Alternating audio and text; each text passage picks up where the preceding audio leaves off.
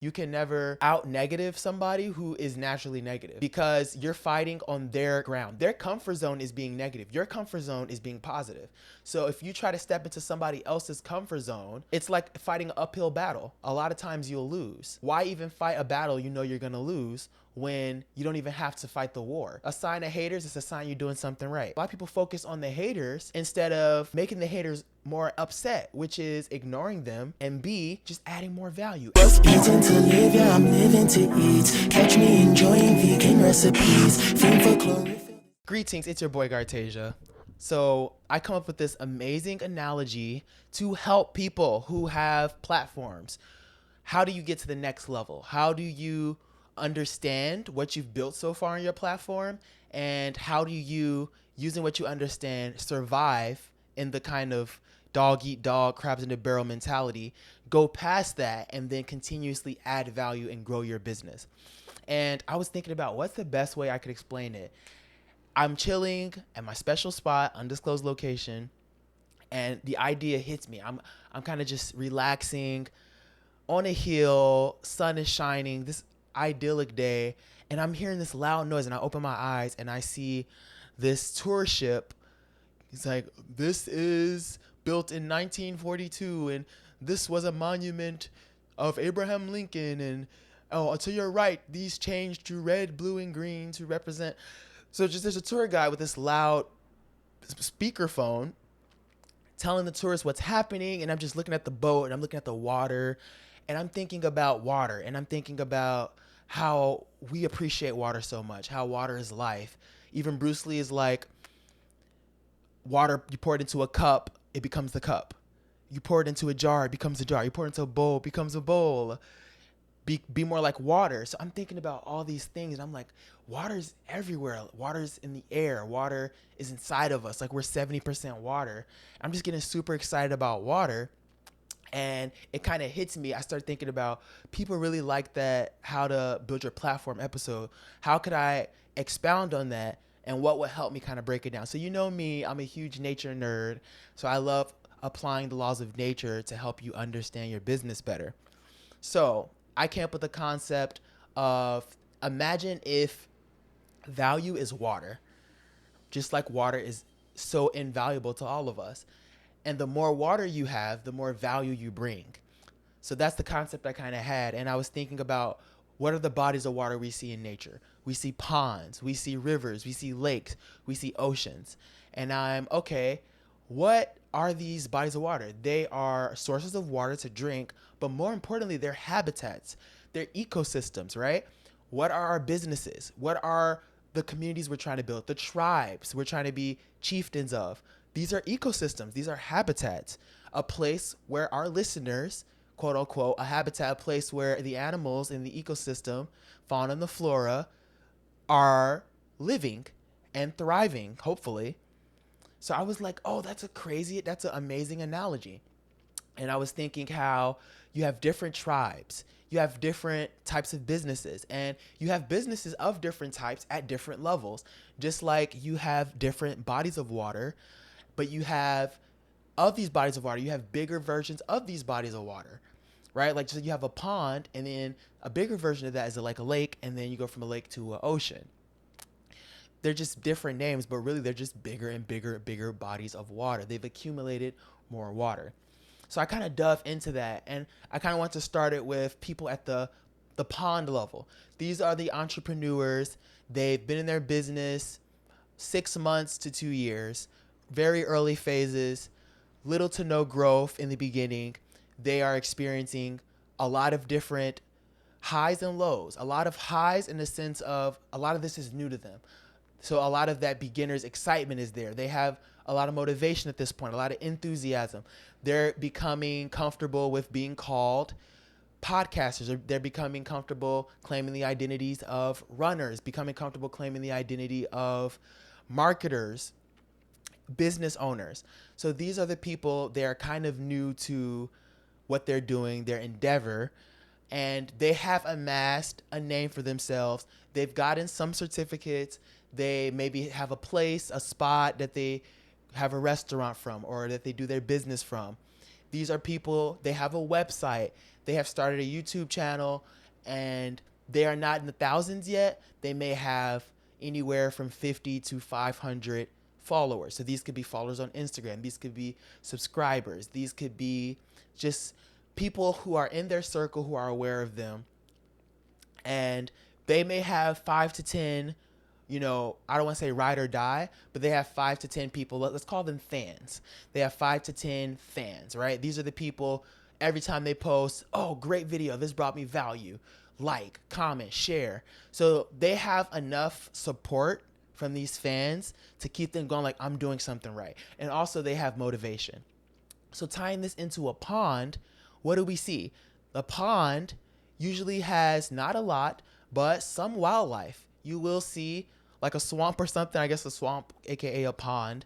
You'll see some weeds, you'll see some reeds. You might see some frogs, some tadpoles swimming in the pond. You might have some small fish swimming around, some trout or something like that. Nothing crazy. A pond doesn't have too much wildlife going on. It's usually really small, right? So that's good. You have enough water. These businesses at this first level, water, they give enough value. They give enough value to support a small ecosystem, to support a small fan base, to support a small group of followers, right? But what happens? How do we attract the people we want to network with? How do we attract the people we want to collab with? Right? What draws attention to ponds? What brings attention? What people come to a pond that's thriving? Fishermen. Right? What are the fishermen? The fishermen come to your pond because your pond has what they need. Fish. Just like the people you want to collab with, the people who you want to sponsor you, the people who you want to build networks with and build relationships with, these are the fishermen.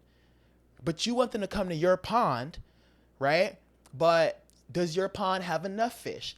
Does your pond have the type of fish that fisherman, does your platform has the type of tribesmen and tribeswomen, does your platform have the type of listeners that the person you want to collab with even wants? So these are things you got to think about. What kind of fish are in your pond? What kind of listeners, supporters, fans do you have in your platform? What kind of tribesmen do you have in your network? Right? So say you get a fisherman comes through, he puts his bait in there, he's fishing. Bam. You take some of their fish, and then in return, that fisherman is going to maybe talk to other fishermen and be like, yo, that pond has a lot of good fish, so let's come and let's fish in this pond. And that's good. The more people fishing in your pond, that's more eyes on your business. That's how you grow. And what happens? What happens when you get enough people fishing in your pond, right? You eventually run out of fish.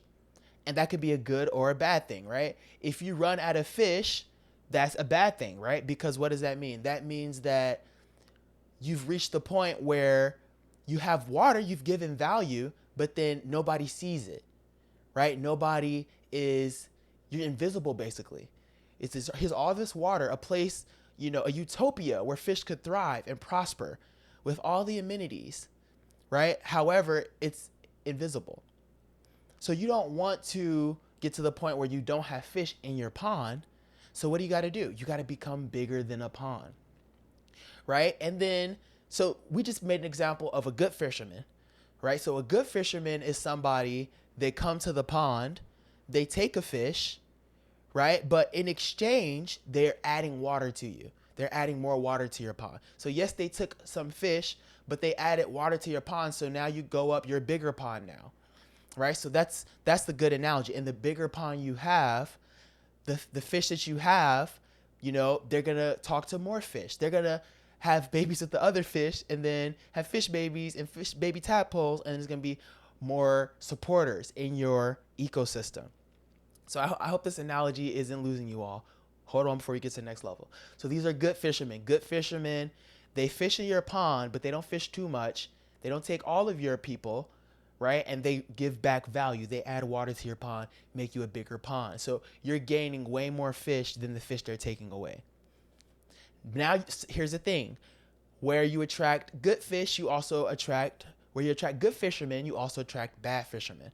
You have the poachers come on, and these are the people who they come to your pond and they're not there to give any value. They're just there to take. These aren't the normal fishermen who are there to add water to your pond, right? And spread the news of, yo, this pond has trout. This pond has salmon. This pond has, all these great fish.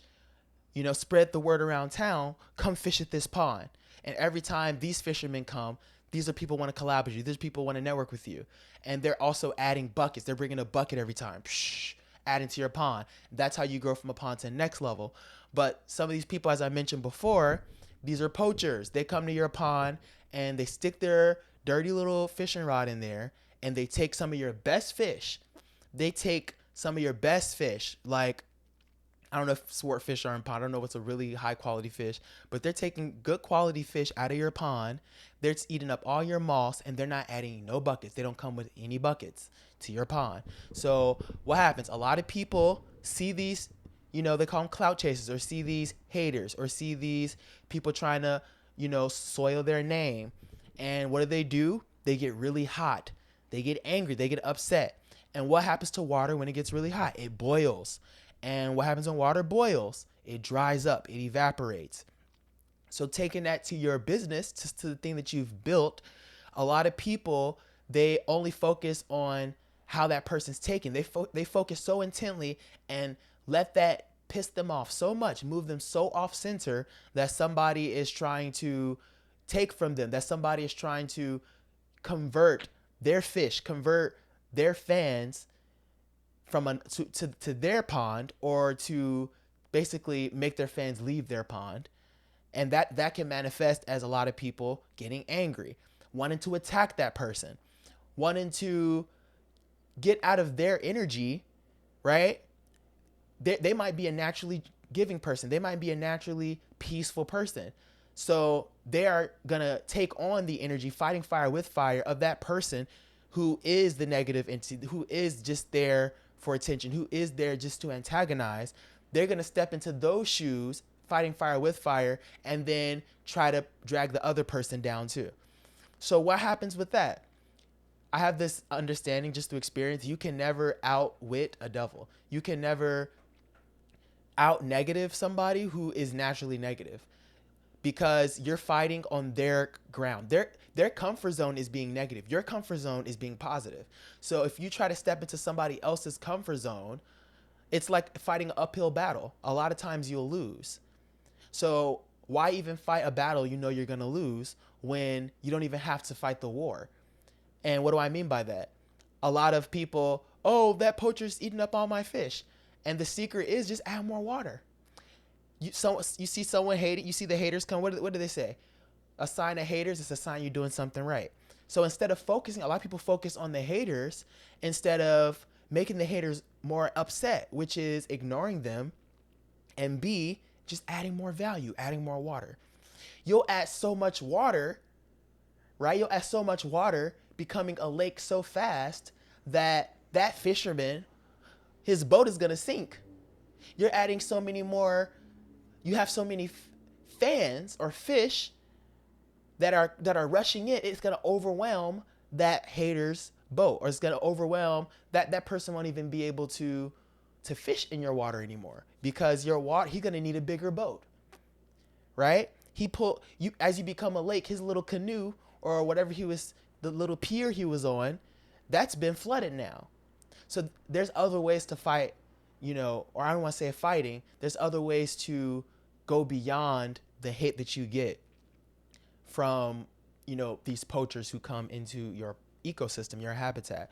And you boil and then reacting to them, stepping out of your energy, which means that your content is going to be less valuable. And when it's less valuable, you're not adding water to your pond. And plus you're hot, you boil up that water, you dry up, your fish die. And then when your fish die, that's when your business hits rock bottom. That's when you have a $100 month in your business. That's where you have all the fishermen. You don't got no more fish. They don't want to work with you anymore. You're not bringing them value. That's when you lose partnerships, lose sponsorships. So don't fall into the trap of trying to fight the people who are either trying to soil your name or who are just tagging you, you know, making promises, content with you, not tagging you, blocking you. This is how you fight them, is by ignoring them and just adding more value. So say you've been adding value. Say your pond has been popular. Some of the best fishermen have come to your pond on their little canoes, and they got some amazing trout. They've got some amazing salmon, or I don't know, whatever. They eat frogs. They got some amazing frog ragu or whatever, and they're spreading the news. So now everybody wants to collab with you. Everybody wants to network with you. Everybody just wants to tag you in their posts. These are all the fishermen coming to your pond, and every time they come to your pond, they're adding water. They're adding nutrients into the water so that the fish can eat better. They're taking care of the sea moss. You have wildlife conservatives coming. You got animal activists, different people making sure the ecosystem's flourishing. That's good. You're growing. You've turned into a pond, into a lake. Congratulations. Now, what's the problem? A lot of people get to this lake stage and they kind of get used to all the new supporters. Maybe they're, and I'm kind of in the lower end spectrum of this range, but these are the people, they might have 1,000 to 10,000 followers on Instagram. These are the people, they finally hit that 1,000 mark on YouTube. TikTok, they're having 5K, 6K, 7K followers, hundreds of views on every post, dozens of likes, they're getting shares, they're getting saves. And it felt really good for the first year. It felt really good for the first 6 months. But they've kind of grown accustomed to the love. They've kind of grown accustomed to kind of being this person who brings a lot of value to a lot of fish, who attracts a lot of fishermen. Fishermen are now coming in with slightly bigger boats. First they were on a little canoe, or they were by the pier. Now they're in these fisher boats. Now they're in these bigger search boats. And now they used to be throwing fisher poles with bait and everything. Now they got nets.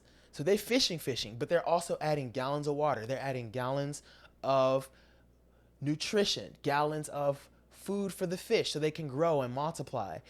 Conservatives are taking care of your lake at a higher level now. People want your pond to grow now. Supporters and the fishermen you're attracting want this relationship to last. So what are they doing? They're adding as much value as they can. And you're also adding water to your pond. You're getting bigger and bigger and bigger. But what happens a lot of times in nature, we have this concept of invasive species. And invasive species are species from another lake, species from another pond, from another influencer. These could be other influencers. These could be radical diehard fans of another influencer, which another influencer or somebody else in, say you in the music scene, say you beefing with an artist. And we see this all the time. Like you see when like Eminem and MGK were beefing, you saw a perfect example of invasive species effect, which was, what's a better example? A better example is Drake and Meek Mill. That's a better example. Because I feel like the Eminem, yeah. Let's use Drake and Meek Mill. So the Drake and Meek Mill battle was a perfect example of an invasive species attacking another pond, another lake, and making that lake lose a lot of its fish, right? So going back to nature, how does invasive species work? Invasive species, they come into the ecosystem, they're not invited, they eating up all the food, they're eating up all the algae, they're eating up all the moss, they're eating up all the plants, they grow, they multiply, and essentially they make the habitat for the fish who used to be there. These are your fans who really liked you. They make it inhospitable. So how does that translate in the real world? That's people from an influencer, and a lot of times it could be these influencers' supporters. What they'll do is the influencer will say, this person's a fraud. And the Drake and Meek Mill thing, I'm not into pop culture like that, but one thing, the Drake and Meek Mill thing, Meek Mill was trying to say how, oh, Drake is not really from the streets. Drake is this, Drake is that. And a lot of Meek Mill's fans attacked Drake. But the funny thing that happened is Drake was actually the invasive species to Meek Mill's lake, because Meek Mill's fish, his fans tried to invade Drake's lake. However, Drake had a superior defense, and actually his fans actually invaded Meek Mill's lake. And what did they do? As a result, once they got in Meek Mill's lake, they really latched on. They got on hold. They start eating up all the sea moss. They start eating up all the algae. They start going around eating the eggs of the fish that are originally in Meek Mill's pond. So now the future generation, the future supporters, future people aren't gonna want to support Meek Mill as much because of the fact that, Drake. We all know he had a much better comeback diss tracks. So as a result, Meek Mill lost some cred, some street cred, lost some supporters, lost some diehard fish who would have combated the Asian carp, who would have combated. By the way, Asian carp is a very popular form of invasive species, so I'm not just throwing that in there. Side note. But the analogy I'm trying to make is what happens to lakes. A lot of times people see these invasive species come, and what do? A lot of times they freeze. A lot of times they freeze. And what happens when a lake freezes? I live in the Midwest, right next to Lake Michigan. So one thing that happens in the winter, it gets like -2, -1 degrees, and the whole thing freezes up.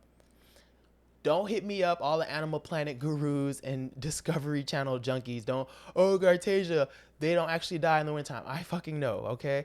I'm using for example's sake. We understand how the lake could freeze, and we know that in real life they survive. But the analogy I'm trying to make is you don't want your lake, you don't want your tribe to freeze. When your tribe or your lake or your ecosystem freezes, right? You can't add water to it. You ever try to pour water on top of ice? It doesn't mix. And that's what happens. Even if you continue to add value, but your lake is frozen, right? It's not going to make your lake bigger. You're not going to be able to go to the next level. And we see this happen all the time.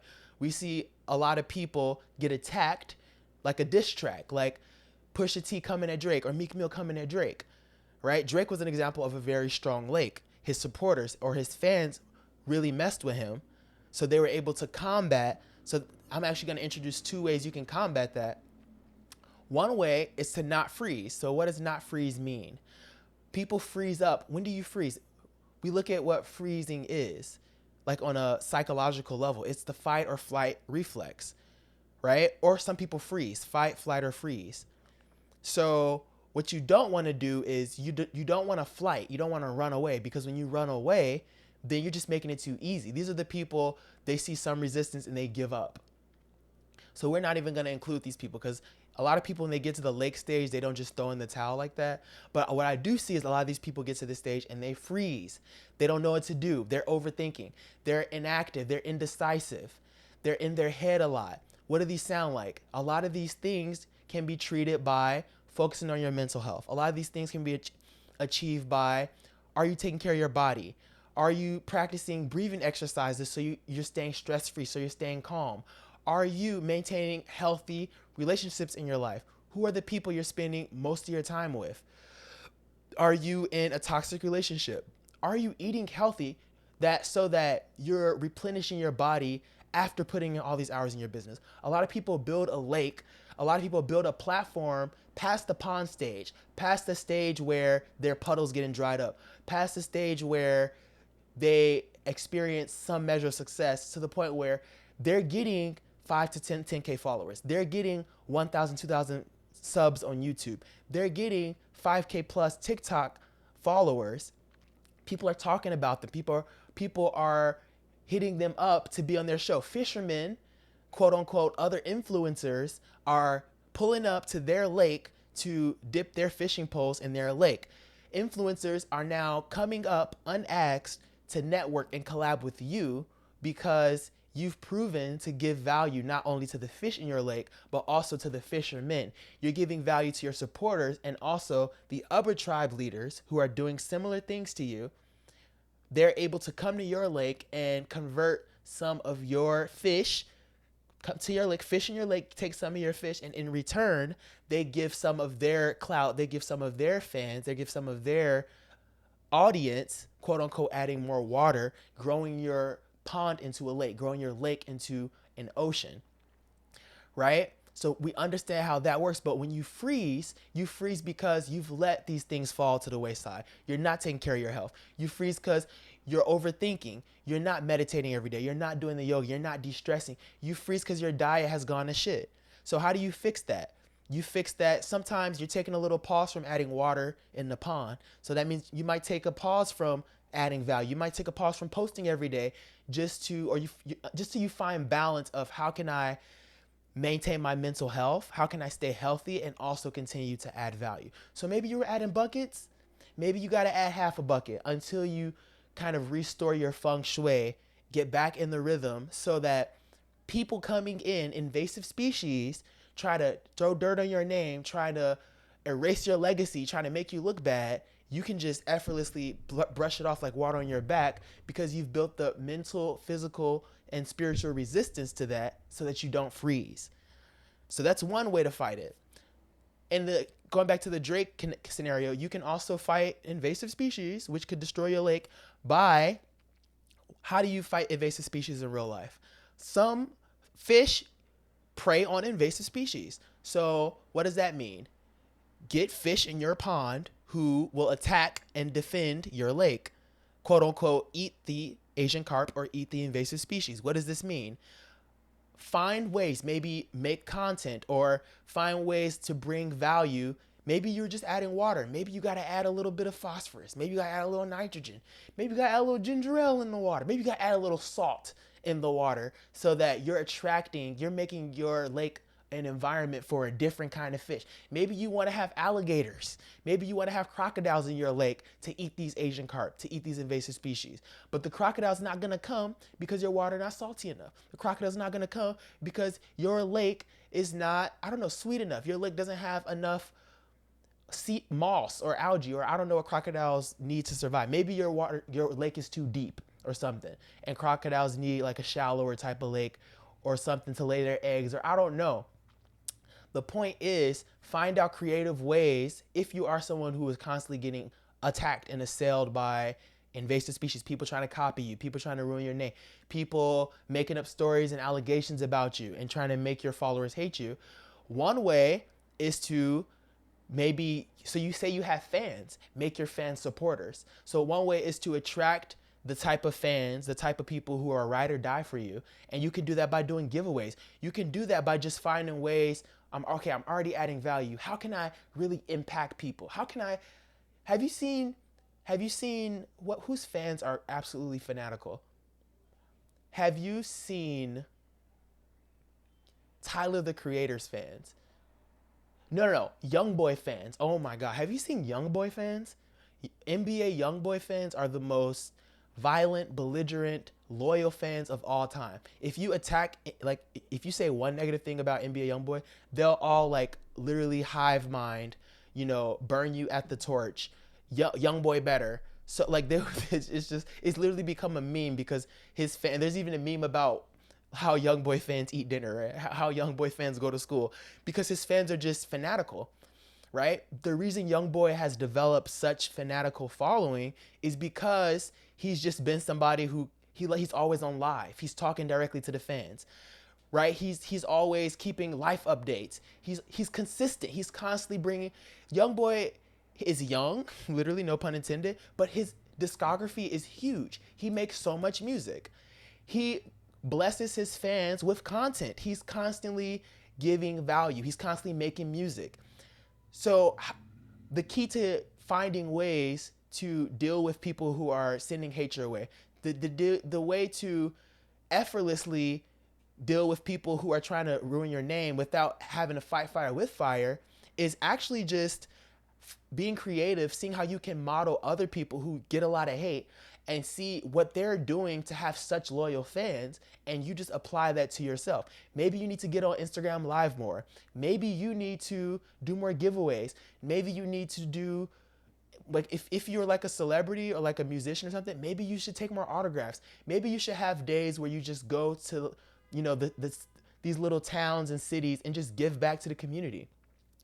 Find ways that your fans can turn into supporters and go from supporters to fanatics about you by treating them with love and respect and showing them that you really care about them. And when you do that, you'll never have to respond to a hate comment. You'll never have to feel the need to defend yourself ever again, because your fish will eat the invasive species. Those alligators are gonna tear those Asian carp up. Those crocodiles are gonna eat those invasive species until they're non-existent. Your pond will basically take care of itself without you having to lift a finger.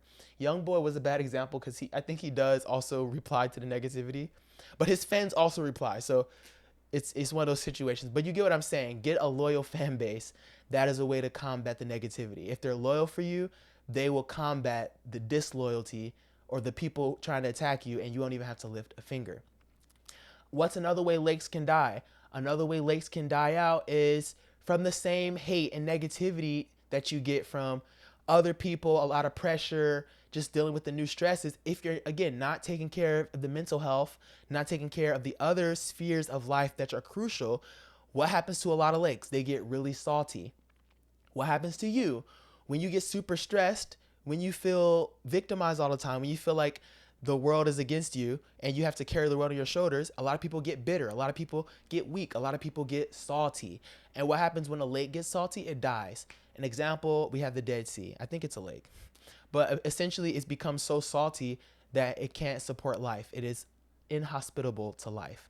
And a lot of your platforms have become inhospitable to life because you've allowed yourself to become so bitter and negative. And we see this all the time. We see people who their water, they're giving value at first, right? So the fish think it's water, but really it's salty water, right? That water was good for a while, but then over time it became too salty, and then the fish had to like, all right, go. This too polluted. We got to dip. So the fish pack their bags and they're gone. And then when the fish leave, the fishermen leave, right? Once your fan base leaves, once your audience leaves, people stop wanting to collab with you. You're a nobody now. You don't have any value. Not only you're not bringing value to the fish, you're not bringing value to the people who want your fish. So your other people who want to collab with you won't mess with you anymore. Other influencers don't want to mess with you, and you won't have any fish who mess with you. So what happens is, look at like Boot Gang. Look at, I don't want to say Little Pump. Look at 69. These are a perfect example of people. They were giving value, right? I will say they were giving value. You can't get 48, I don't know how many followers Tekashi 69 has, like 30 something million followers. You don't get that by not giving value. But remember, there are two ways to get attention in this world. You can get attention through hate, and you can get attention through love. He got a lot of attention through hate, sorry. And hate is another form of value, because what does it do? People get a kick out of hate. You know, it's like, oh, I can't wait to see his new post so I can leave a hate comment. So it's they're still supporting you, but it's in a negative way. And unfortunately, a lot of young people, they want to capitalize on this negative hate. They want to go pretend to do like a joke and a prank in a store and record it on TikTok and get a lot of views. They want to go ahead. Remember the Michael Jordan guy? Michael Jordan. He would like go around touching bald people on the head and be like, Michael Jordan. Or remember the guy who would just do the put him in a coffin. Like he would just jump on people's cars and just act like he was a coffin. Like, put him in a coffin. Remember the trend? Remember that shit? And you notice how they're not around anymore. And you don't see the Michael Jordan boy anymore. And you don't see the put him in a coffin guy anymore. And you kind of don't see Tekashi 69 and Little Pump and Boot Gang. I think Boot Gang had a spiritual awakening, so he's still relevant. But what I'm trying to say is, these are examples of people who added value in the negative direction. They were adding salty water to their pond, so much salt. So it's like a little bit of salt is okay, because what's an ocean? An ocean is salty, and that's okay. Oceans have the biggest ecosystems of all time. But what happens when you keep, that's what they do. They kept adding so much salt to the point where the value they were giving, they had to add more and more salt. These people usually, to stay relevant, they have to keep up in the ante. Say they started off doing, little pranks in the store, like pretending they were running out with something. Then the next thing you know, they're out there, stealing money from old ladies just for the views. Then the next thing you know, they go and pretend to steal a police car or something like that.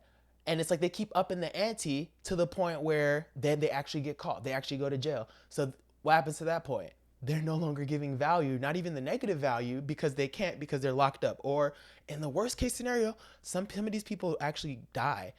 Some of these people actually fooling around get beat up. Now they're in the hospital. So the point is, You don't want to build it from you don't want to add salty water to build your platform, because that kind of water, you have to keep making it saltier and saltier, and then it gets too salty, and then you can't support life. You have no more followers because basically you don't quench their thirst anymore.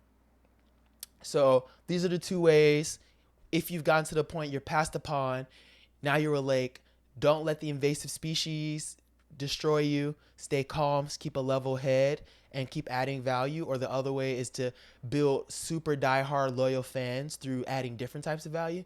And the third way is don't let that negativity get to you. Don't let the stress get to you. Don't feel like you're alone, and don't feel scared to reach out to other people. Otherwise, you will continue to blame yourself and others. And the other one is, with the saltiness, don't try to be too salty, or don't capitalize on being controversial too much. Don't lean into that too much, because if that's the only thing you have, your career is going to be short lived, because you're going to have to you set yourself up for failure, because you're going to have to up in the ante with every video. So make sure you do that. So say you've done all the work. You have some skin in the game. You've done everything right. Fishermen are coming to your lake. They're adding so much water. Your fish, now you got crocodiles. Now you got mammals. Now you got otters. Now you got all these different species of ecosystem of animals and plants and fauna and flora. Now you are become an ocean. You become an ocean. You become a sea. And you're at this point where entire countries are fishing at you now. These are the big influencers wanting to collab with you. People with the blue checks are coming and want to collab with you. Now it's like they pull out the menus. It's like, listen, I went to this person's ocean. I came out with trout. I came out with salmon. I came out with sardines. I came out with lobster. I came out with shrimp. Like, you got so much fish now. You got a diversity of fish. What does this mean? You have all different types of audiences, that different types of fishermen will love to come bring their huge industrial fisher boats and just throw the nets in. But now they're adding so much water. Now, they're cleaning up your beaches. They're keeping your system clean. They're getting rid of the pollutions. They're cleaning up the oil spills. What does this mean? People automatically want to take care of your ocean now because you've brought them so much value. They feel like they owe you something, right? So congratulations if you become an ocean. You've worked hard. You've got to this point. Once you get to this ocean point, it's really hard to mess up at this point, because what happens to an ocean? Oceans don't really freeze up, right? Because if you think about how these bodies of water gotten bigger, the things that disturb the pond, right, don't disturb a lake. And the things that disturb a lake don't disturb an ocean. An ocean isn't worried about one fisherman, even if it is a poacher, even if it is someone who's not adding value, just coming to take the fish, right? Ocean doesn't care because it's so big. Just like an invasive species might come into a part of an ocean, but it's still the Atlantic Ocean. It might have a small effect on that part, but as the whole, the ocean is one unit and continues to thrive. So this is kind of the whole point of what I'm getting to, is you don't want to stop. Even when you become an ocean, at that point, this is where I have the big point of this video, and the whole point of building your business, and the whole point of your purpose in life. You ready, guys? It is to go. So up until this point, the pond stage, the lake stage, and the ocean stage, it had been about growth. But now that you're at the ocean stage, it's no longer about growth. It's about contribution. Now that you're an ocean, right? You've grown as much as you can. You've become the biggest. Sure, you could. There's different oceans. You may not be the biggest ocean. You might be the Indian Ocean. And then what do we have? We have the Atlantic Ocean. We have the Pacific Ocean. There's other oceans. At this level, it's just a stage of contribution and collaboration. Once you become the biggest influence you can become, once you've gotten to that highest level, you've hit the 100,000 followers on Instagram, you've hit the 500,000 subs on YouTube, you hit the million. This range could be from whatever you feel is like, I've made it. That's the kind of stage where you're an ocean now. And once you reach this stage, it's no longer about, it's still about growth, but you have to have a mindset switch. It's about contribution and collaboration. So at this point, it's all about, how can I collab with other oceans, right? So that my ocean gets bigger and their ocean gets bigger. It's now, how do we all intertwine with each other and combine with each other and network and collab, so that we are combining our audiences so that we can brainstorm at the highest level possible, so that we can raise money to accomplish the things you want to do at the highest level possible, so that we can give back at the highest level possible. That's the collaboration part. And the contribution part is, say if you're an ocean now, you're not trying to, you already have as many fish that you'll ever have. You already have as many supporters as you'll ever have. Now at this point, it's all about how am I making sure, how am I sharpening the saw? How am I making sure the boats fishing stay safe? Are my waves too bad? Am I having tsunamis here and there? How do I make sure the people swimming on the beach in my ocean, how do I make sure they're not getting eaten by sharks? What does this mean? At this point, now that you're an ocean, it's about what are the things in your business? What are the things in your platform that you're doing that you could be doing better? How are you improving? How are you becoming findable, right? How are you becoming more user friendly? How is your content, how are you making more content more shareable? How are you speaking in a manner that is it third grade level? Can people understand what you're saying? Or are you trying to sound like a smartass, right? Like, look at me. I know disestablishmentarianism, whatever that biggest word is, like anti-disestablishmentarianism. Are you an anti-disestablishmentarianism looking ass person, right? So at this point, it's all about looking at everything that brought me to the point that I am, and how can I chop it up into digestible bits to become more absorbable by the masses. And this doesn't mean watering down your message. This doesn't mean switching up. This doesn't mean betraying your origins. This just means you are trying to become, now that you already have your audience, you've kind of hit a threshold. You kind of hit a peak. You kind of hit a plateau at this point. So a lot of times to go to the next level once you're an ocean is simply, it's not really reinventing the wheel. It's really just making the things you already do better, making your content easier to watch, maybe using animation, switching up formats, telling stories in a different way, taking a story that already exists and telling it in your own unique way using your own experiences, right? So say that it's like a famous quote from Abraham Lincoln, and then you spruce it up with your way of saying it, and then people think of Abraham Lincoln, they think of you. I don't know if that's good or bad. Or it says an Einstein quote, people think of Einstein, but they'll think of you, and that raises your perceived value. So that's the stage of your ocean. Yes, and here's the thing about oceans, they're not perfect. Oceans have oil spills all the time. Oceans have polluted parts of the ocean. Oceans have parts that are unlivable, like the Mariana Trench. I don't know if that supports life, but the point is, even though oceans have all these negative parts about them, the ocean as a whole is one body. Just like your platform that you've built to this level should be one body that works together, should be an ecosystem, should be a platform where people feel connected, should be like something like Disney built, something that Stan Lee built with Marvel. At this point, you should be taking people into another world. You should be taking people into an experience. You should be creating a theme about you, like people are going into Jurassic World. People are entering Narnia when they come into your ocean. These are the things you focus on at this stage. And yeah, you're networking with other oceans. You're continuously just focusing on collaboration and contribution at this stage. That's pretty much it for the ocean stage. The challenges you face, you'll be able to shrug them off easier now, because you're just such a big body. But also that doesn't mean that you are letting things fall to the wayside, because we've seen oceans shrink and disappear. It's harder to do, but it is possible. So you still want to make sure you're adding value, constantly adding water to your ocean, but make sure your focus now is on collaboration and contribution. I hope this helped explain people who are building a platform how to kind of take things to the next level.